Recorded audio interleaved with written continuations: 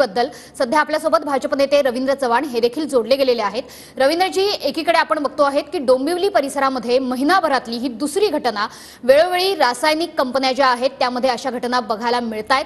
मात्र ठोस उपाययोजना शासकीय स्तरावर होत नाही, कुठल्याही गाईडलाईन्स जारी केल्या जात नाही, केल्या असतील तर त्याची अंमलबजावणी होते की नाही यावर प्रश्नचिन्ह आहे।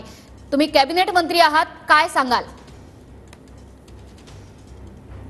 रवींद्र चव्हाणांशी काही तांत्रिक कारणामुळे आपला संपर्क तुटलाय, मात्र सध्या आपण जी दृश्य बघतो आहोत डोंबिवली एमआयडीसी मधली ही दृश्य आहेत। एमआयडीसी मध्ये पुन्हा एकदा दुसऱ्या वेळेला महिनाभरात दुसरी वेळ आहे ही, ज्यावेळेस अग्नितांडव बघायला मिळत आहे।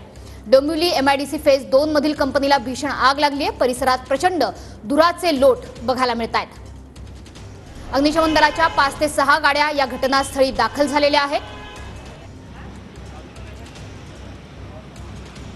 एमआयडीसी मधून स्फोटांचे आवाज येत असल्याची माहिती मिळते, त्यामुळे नागरिकांमध्ये भीतीचं वातावरण आहे। अभिनव शाळा परिसरातील कंपनीला भीषण आग लागली आहे। शिक्षक आणि पालकांमध्ये सुद्धा भीतीचं वातावरण आहे।